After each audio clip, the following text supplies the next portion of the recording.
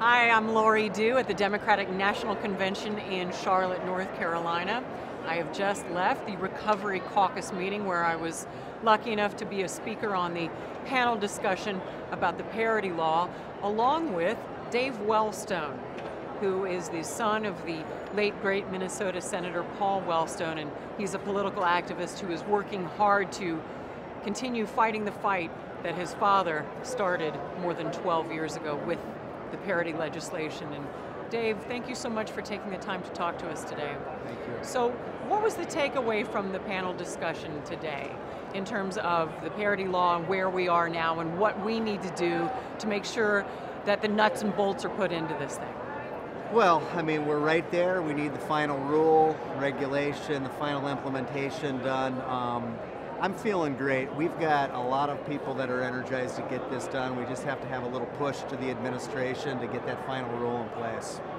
Are you surprised that it has taken, it's been 12 years since your father began work on legislation, which became law a full 2.5 years ago, but are you surprised that it's taken this long to get where we are?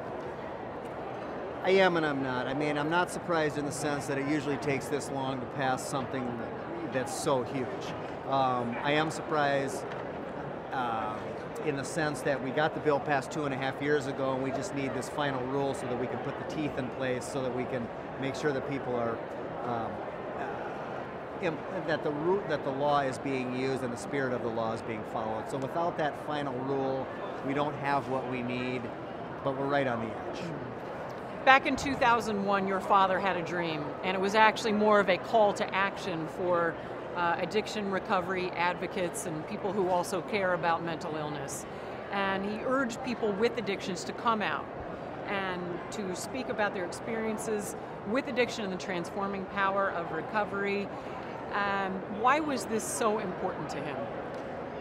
Well, my dad used to say folks with a mental health issue or addiction were a besieged minority, and he really meant that. I think it was, these issues were so important to my father because he, when he was young, watched his brother who had a severe mental illness and was put into a, what my father called a snake pit, and they've since closed them, a mental institution. He used to take a bus out to see my uncle, his brother, and he swore to himself if he was ever in a position to make a difference, he would fight for these issues. That was on the mental health side. My dad has had people, friends, very close friends, passed away and have suffered with addiction as well, and so he never wanted the two to be separate. In his eyes, and in the eyes of most folks, mental health and addiction go hand in hand, and he fought hard for those that he was close to. Mm-hmm. And this is something that you have chosen to continue. A lot of people, after going through the kind of tragedy that you went through in terms of losing both of your parents and your sister, might have given up on this. Yeah, well, I mean, this re-engaged me into life, working on this mental health bill. This wasn't my thing. I used to build houses. I used to have a public affairs company. I got a call from a woman who did the mental health stuff for my dad saying there was a mental health parity bill. They're going to name it the Paul Wellstone bill. It's a bill in name only. It's a junk bill. That got me into action. I got into action. There was a Senate bill that was a very poor bill, a House bill sponsored by Patrick Kennedy and Jim Ramstad, which was true mental health parity. That launched me into the fight. I wasn't going to allow my father, the family name, to be used on a bill that was just in name alone. Mm-hmm.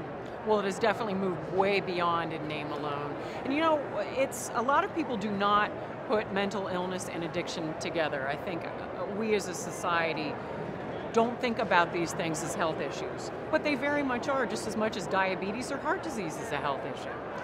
Absolutely. There have been times in passing this legislation that folks tried to cut addiction from mental health, figuring it would be easier to pass it without the addiction piece. My dad fought when he was alive to never let that happen. It was a huge thing for me to make sure that that never happened. But you're right. I mean, the co-occurrence, mental health, addiction, which comes first, it's huge. I mean, I don't know the exact percentages. I think it's up over 65% of folks that suffer from mental illness suffer from addiction, and probably vice versa. Yeah, I mean, it makes a whole lot of sense, and you know, it makes so much sense that these issues are being considered together. You have a book coming out any day now. In fact, by the time this is on the Renew website, it's going to be out. I'm giving you a chance to shamelessly plug your book, so go for it. So here it is. It's called Becoming Wellstone. It's the story of growing up with a father like mine who taught you lessons. I worked for my dad. When you lose that sort of moral compass, if you will, how do you carry on? That was one of the questions I got asked. So I wrote this book, stories about growing up. The day of the crash, when I actually watched the plane burn and tried to get to the plane and couldn't, saw figures in it, knew that they represented my parents, dealing with the PTSD that I was diagnosed with that came from that, and then re-engaging in life through working on this mental health parity bill. This got me, it allowed me to get going again. So that's what the book talks about, is how you deal with stuff after you have a tragedy like happened to me, like happens to most people. And hopefully the book can be something that people can read and that will give them a sense of, wow, if that can be done, anything can be done. So a message of hope. It's a message of hope. It's a feel-good book, but it also talks about these important issues we're talking about, mental health and addiction, and why it should be treated just like any other illness. I think your parents, your family would be very proud of you. I'd like to think so. Thank you. All right, David Wellstone, thank you very much for taking the time to talk with us. Thank you. I'm Laurie Dhue, reporting from the Democratic Convention for Renew.